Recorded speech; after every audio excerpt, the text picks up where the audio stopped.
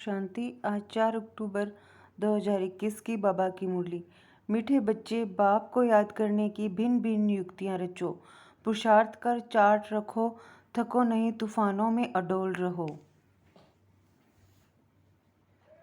प्रश्न, बच्चों को अपना कौन सा अनुभव आपस में एक दो को सुनाना चाहिए। उत्तर, हम बाप को कितना समय और कैसे याद करते हैं। भोजन के समय बाप की याद रहती है या अनेक प्रकार के विचार आ जाते हैं। बाबा कहते हैं, बच्चे ट्राई करके देखो, भोजन पर बाप के सिवाय दूसरा कुछ याद तो नहीं आता है। फिर आपस में एक दो को अनुभव सुनाओ। कोई भी दर्दनाक सीन देखते हमारी स्थिति कैसी रही, इसका भी अनुभव सुनाना चाहिए। कोई भी दर्दनाक सीन देखते हमारी स्थिति कैसी रही, इसका भी अनुभव सुनाना चाहिए। गीत। लाख जमाने वाले ओम शांति।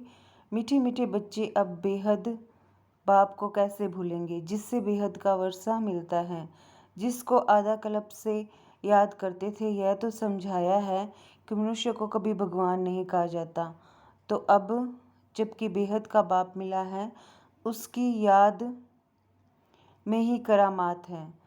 जितना पतित पावन बाप को याद करेंगे, उतना पावन बनते जाएंगे। तुम अपने को अब पावन कह नहीं सकते हो जब तक अंत हो। जब संपूर्ण पावन बन जाएंगे तो यह शरीर छोड़ जाए, संपूर्ण पवित्र शरीर लेंगे। जब सतयुग में नया शरीर मिले तब संपूर्ण कहेंगे। फिर रावण का खात्मा हो जाता है। सतयुग में रावण की एफिजी नहीं बनाई जाती है। तो तुम बच्चे जब बैठते हो, चलते फिरते हो, तो बुद्धि में यह याद रहे, अब हमने 84 का चक्र पूरा किया है, फिर नया चक्र शुरू होता है। वह है ही नई पवित्र दुनिया, नया भारत, नई दिल्ली। बच्चे जानते हैं, पहले जमुना का कंठा है जहाँ पर परिस्थान बनना है। बच्चों को बहुत अच्छी रीति समझाया जाता है। पहले पहले तो बाप को याद करो। भगवान बाप पढ़ाते हैं, वही बाप टीचर गुरु है, यह भला याद रखो। बाबा ने यह भी समझाया था कि तुम बाजोली खेलते हो, वर्णों का चित्र भी बहुत जरूरी है। सबसे ऊपर है शिव बाबा, फिर चोटी ब्राह्मण। यह समझाने के लिए बाबा कहते हैं, अच्छा यह बुद्धि में रखो कि हम 84 जन्मों की बाजोली खेलते हैं। अब संगम है, बाप जास्ती समय नहीं रहते हैं, फिर भी 100 वर्ष तो लगते हैं। उथल पुथल पूरी हो, फिर राज्य शुरू हो जाता है।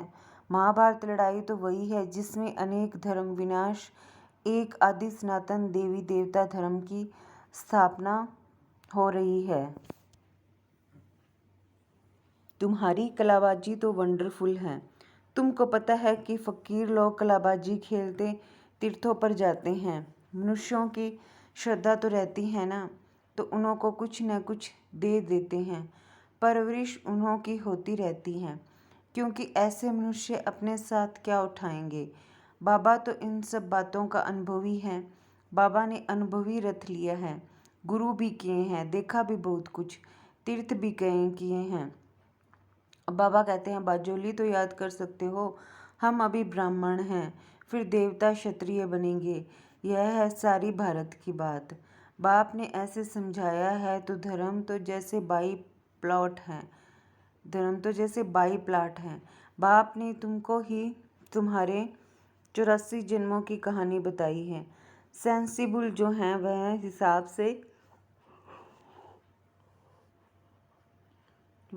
से समझ सकते हैं। इस्लामी आएंगे तो एवरेज कितने जन्म लेंगे, एक्यूरेट हिसाब की तो दरकार नहीं। इन बातों में तो कोई फिक्रात की बात नहीं। सबसे जास्ती फिक्र यह रहती है कि हम बाबा को याद करते रहें। बस एक ही फिक्र है, एक को याद करने का। घड़ी घड़ी माया और फिक्रात में डाल देती है। इसमें माया फिक्र में बहुत डालती है। बच्चों को याद करना ही चाहिए। अब हमको घर जाना है। स्वीट होम किसको याद नहीं आएगा। मांगते भी हैं शांति, देवा भगवान को कहते हैं हमको शांति दो। भगवान को कहते हमको शांति दो। अब तुम बच्चे यह तो जानते हो यह पुरानी दुनिया पुरानी दुनिया खत्म हो जानी है। यह भी तुम्हारी बुद्धि में है और मनुष्य तो घोर अंधियारे में है। शांति सतयुग में ही होती है। एक धर्म, एक भाषा, रस्म रिवाज भी एक ही है। वहाँ है ही शांति का राज्य। अद्वैत की बात ही नहीं, वहाँ तो एक ही राजाई होती है और सतो प्रधान है। राम राज्य है नहीं जो लड़ाई हो। तो तुम बच्चों को खुशी का पारा चढ़ना चाहिए। शास्त्रों में जो गायन है, अतीन्द्रिय सुख गोप गोपियों से पूछो। गोप गोपियाँ तो तुम हो ना, तुम सम्मुख में बैठे हो। तुम्हारे पास भी नंबरवार हैं जिनको याद रहता है कि बाबा हमारा बाबा भी है, टीचर भी है, गुरु भी है। यह तो वंडर है ना। लाइफ तक साथ देते हैं, गोद में लिया और पढ़ाई शुरू कर देते। तो यह याद रहने से भी खुशी बहुत रहेगी, परंतु माया फिर यह भुला देती है। मनुष्यों को यह भी समझाना होता है। मनुष्य पूछते हैं बाकी थोड़ा समय कहते हो क्या प्रूफ है? बोलो देखो इसमें लिखा हुआ है भगवानो आज यज्ञ भी रचा हुआ है, यह है ज्ञान यज्ञ। अब कृष्ण तो यज्ञ रच न सके। बोलो देखो इसमें लिखा हुआ है भगवानो आज यज्ञ भी रचा हुआ है, यह है ज्ञान यज्ञ। अब कृष्ण तो यज्ञ रच न सके। बच्चों को यह भी बुद्धि में रहना चाहिए कि हम ब्राह्मण इस बेहद यज्ञ के हैं। बाबा ने हमको निमित्त बनाया है। जब तुम अच्छी रीति ज्ञान योग और योग की धारणा करते हो, आत्मा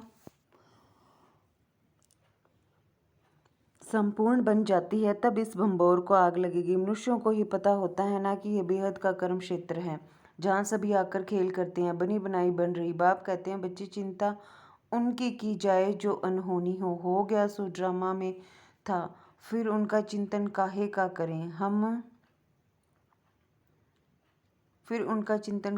करें हम ड्रामा को देखते हैं। ड्रामा में जब कोई ऐसा दर्दनाक सीन होता है तो मनुष्य देखकर रोते हैं। अब वह तो हुआ झूठा ड्रामा, यह तो सच्चा ड्रामा है। सच सच करते हैं परंतु तुमको कोई दुख के आंसू नहीं आने चाहिए। साक्षी होकर तुमको देखना है। जानते हो ये ड्रामा है, इसमें रोने की क्या दरकार है। पास्ट इज पास्ट, कब विचार भी नहीं करना चाहिए। तुम आगे बढ़ते बाप को याद करते रहो और सबको रास्ता बताते रहो। बाप तो राय देते हैं, त्रिमूर्ति के चित्र तुम्हारे पास बहुत हैं। क्लियर लिखा हुआ है वैश्व बाबा यह वर्षा।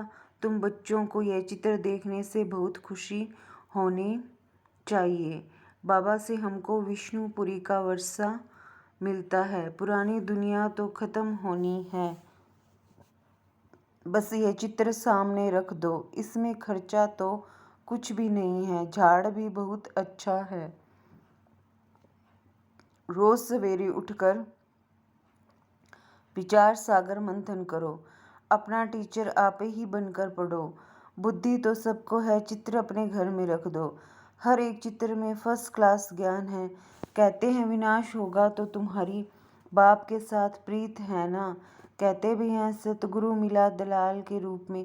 तो तुम्हें कितनी अच्छी अच्छी बातें समझने समझाने के लिए मिली है, फिर भी माया का पाप बहुत है। 100 वर्ष पहले ये बिजली गैस आदि थोड़े ही थी। आगे वायसराय आदि 4 घोड़े की 8 घोड़े की गाड़ी में आते थे। आगे साहूकार लोग गाड़ी में चढ़ते थे।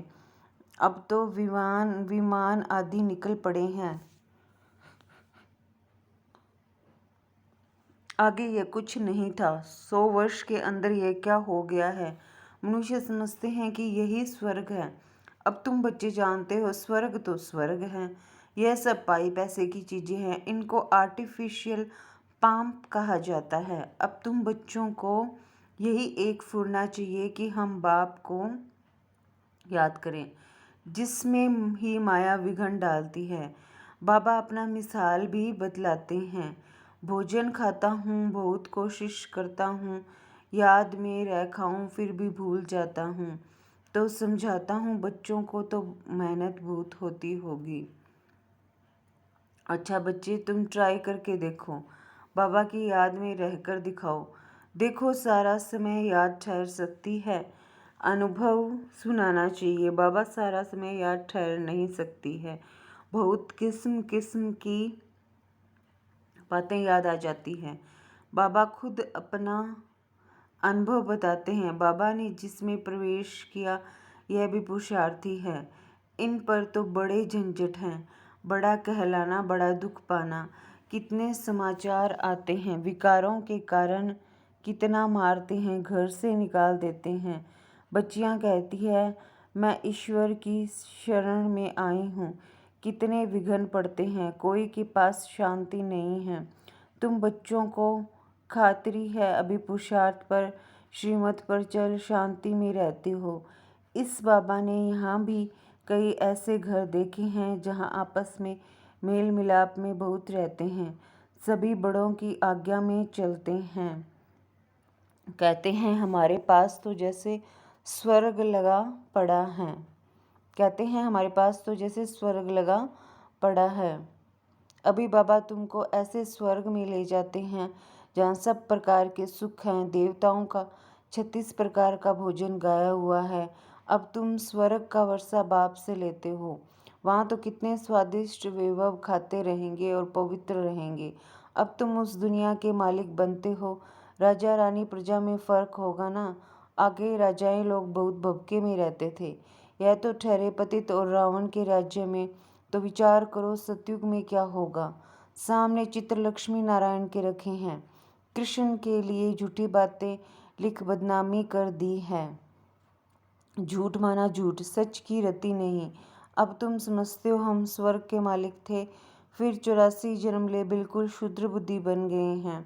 क्या हाल हो गया। अब फिर पुरुषार्थ कर क्या बनते हो। बाबा पूछते भी हैं ना कि तुम क्या बनेंगे, तो तुम हाथ उठाते हैं, सूर्यवंशी बनेंगे। हम तो माता पिता को पूरा फॉलो करेंगे, कम पुरुषार्थ थोड़े ही करेंगे। सारी मेहनत याद और आप समान बनाने पर है। सारी मेहनत याद और आप समान बनाने पर है। इसलिए बाप कहते हैं जितना हो सके सर्विस करना सीखो, है बहुत सहज। यह शिव बाबा, यह विष्णुपुरी, लक्ष्मी नारायण का राज्य होगा, यह तो बहुत अनुभवी है। सीढ़ी पर तुम समझा सकते हो। यह तो बहुत अनुभवी है, सीढ़ी पर तुम समझा सकते हो। तुम बच्चों को यह झाड़ चक्र देखने से ही बुद्धि में सारा ज्ञान आ जाना चाहिए। ये जो लक्ष्मी नारायण है, इन्हों की राजधानी कहाँ चली गई, किसने लड़ाई की, जिससे हराया। अब तो वह राज्य है नहीं। इन ईश्वरीय बातों को कुछ नहीं जानते हैं। तुम बच्चों को यह भी साक्षात्कार हुआ कैसे गुफाओं खानियों से जाकर सोने हीरे आदि ले आते हैं। यह साइंस तुम्हारे सुख के लिए होगी, यहाँ है दुख के लिए वहाँ। एरोप्लेन भी फुल प्रूफ होंगे। बच्चों ने शुरू शुरू में यह सब कुछ साक्षात्कार किया हुआ है। पिछाड़ी में भी तुम बहुत साक्षात्कार करेंगे, यह भी तुमने साक्षात्कार किया है। चोर लूटने आते हैं, फिर तुम्हारी शक्ति का रूप देख भाग जाते हैं। वह सब बातें पिछाड़ी की है। चोर लूटने तो आएंगे, तुम बाप की याद में खड़े होंगे तो वह एकदम भाग जाएंगे। चोर लूटने तो आएंगे, तुम बाप की याद में खड़े होंगे तो वह एकदम भाग जाएंगे। अब बाप कहते हैं बच्चे खूब पुरुषार्थ करो। मुख्य बात है पवित्रता की। एक जन्म पवित्र बनना है। मौत तो सामने खड़ा है। कुदरती आपदाएं बहुत कड़ी आएंगी जिसमें सब खत्म हो जाएंगे। शिव बाबा इन द्वारा समझाते हैं कि इनकी आत्मा भी सुनती है। यह बाबा सब बतलाते हैं। शिव बाबा को तो अनुभव नहीं है, बच्चों को अनुभव होता है माया के तूफान कैसे आते हैं। पहले नंबर में यह है तो इनको सब अनुभव होगा, तो इसमें डरना नहीं है, अडोल रहना है। बाप की याद में रहने से ही शक्ति मिलती है। कोई बच्चे चार्ट लिखते हैं फिर चलते चलते बंद कर देते हैं। बाबा समझ जाते हैं थक गया है।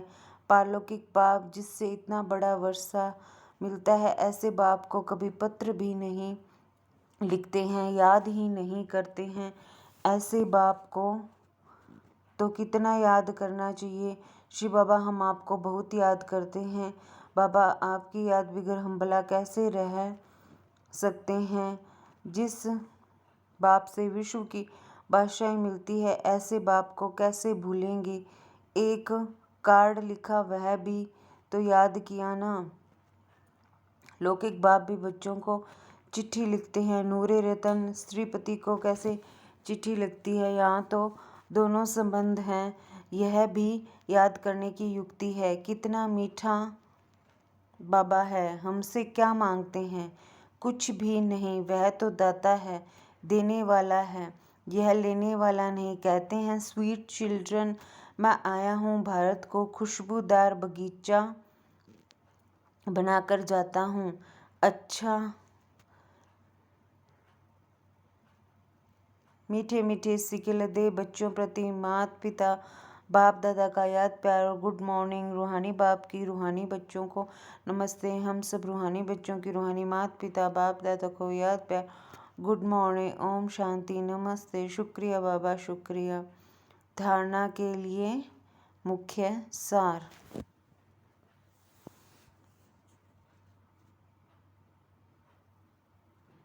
धारणा के लिए मुख्य सार हैं। सूर्यवंशी बनने के लिए माता पिता को पूरा पूरा फॉलो करना है। याद में रहने की और आप समान बनाने की मेहनत करनी है। सूर्यवंशी बनने के लिए माता पिता को पूरा पूरा फॉलो करना है। याद में रहने की और आप समान बनाने की मेहनत करनी है। पुरुषार्थ कर श्रीमत पर चल शांत रहना है। बड़ों की आज्ञा माननी है। वरदान, स्वयं को सेवाधारी समझकर झुकने और सर्व को झुकाने वाले निमित्त और नम्रचित्त भव। निमित्त उसे कहा जाता जो अपने निमित्त उसे कहा जाता है जो